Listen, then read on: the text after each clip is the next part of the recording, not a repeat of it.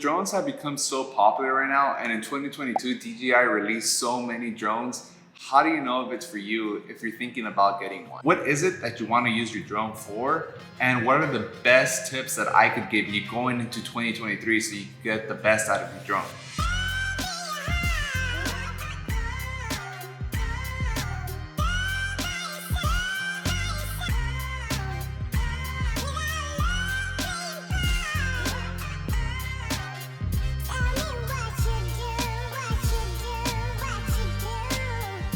To buy a drone, the things that you need to know right off the bat is flying and recording. You obviously need to understand the fundamentals of the drone moves once you're in the air, but also some camera settings to get the best possible drone footage. I currently have the DJI Air 2S, and I love this drone because of its compact weight and size. It's actually great to travel and it shoots amazing content. So lock in your settings before actually going into the air. I like turning on my drone and just seeing what the camera sees so I know what the environment looks like. So what that means is adjusting the resolution, the frame rate, the shutter, an ND filter, and the exposure. The more you actually fly your drone around and go into different environments, you'll get a better feel of what is it that you need to do. And the first thing that I look for is the resolution. If you know what content you're going to create and what platform you're going to upload that content in, then resolution becomes the easiest.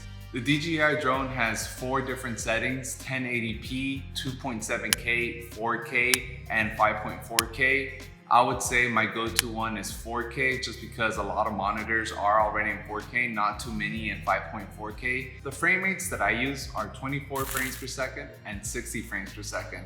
I like 24 frames per second because it allows you to give that cinematic feel. And I feel like 60 frames per second is really good because you're able to get really smooth footage.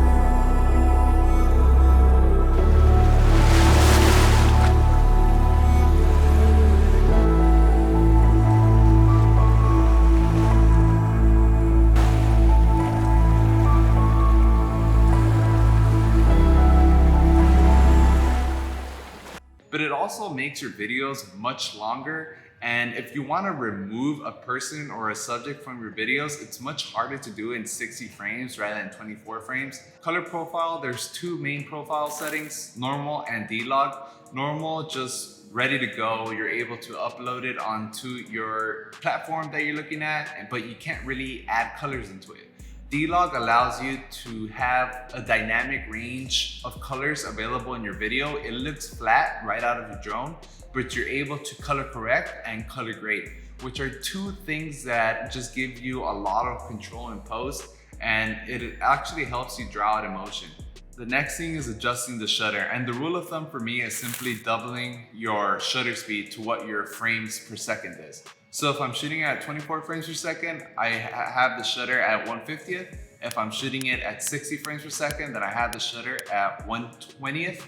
And typically that works well, especially with the DJI Air 2S. I would advise that you do it before you go into the air just because it does have a fixed aperture, which means that you can't adjust it while in the air. But that will get me to my next point, which is ND filters. An ND filter, what you need to know the most is understanding the lighting in your environment and the shots and angles that you want to get. So if you're shooting in sunrise and sunset, typically lighting is changing the most throughout these 2 time windows. So you want to adjust your ND filters to get the best footage possible. If you're shooting directly at the sun, for example, you're going to need the strongest ND filter, which in my case is the ND32, and that will help you from block out the sun, but typically you don't shoot directly at the sun. Tip number 2 is getting close to a subject. This will add a lot of value in your video and expand upon the storytelling.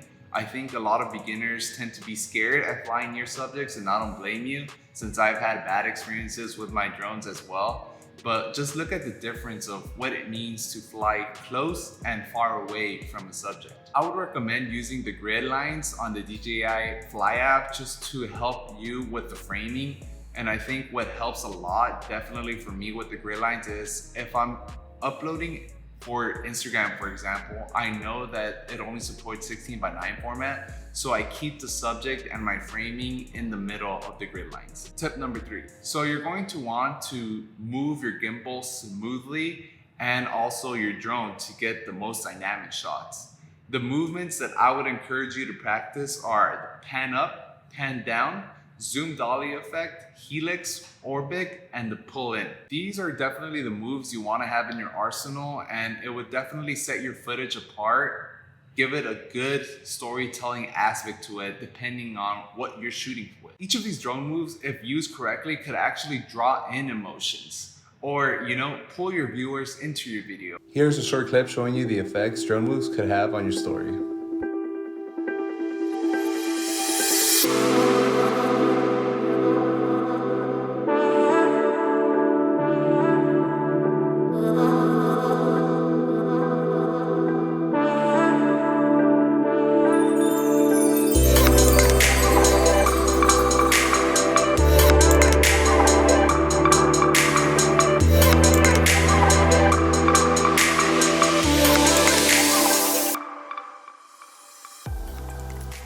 And that's kind of what I want to highlight in this case. With an orbit, you're able to move your drone in a full 360-degree angle, and it kind of sets up the environment for your viewer of where you're actually in. Thank you guys so much for watching this video. If you liked it, please give it a thumbs up, subscribe, and comment if you have any questions. I really enjoy making these type of videos, so let me know what you want to watch next. Until the next time, peace.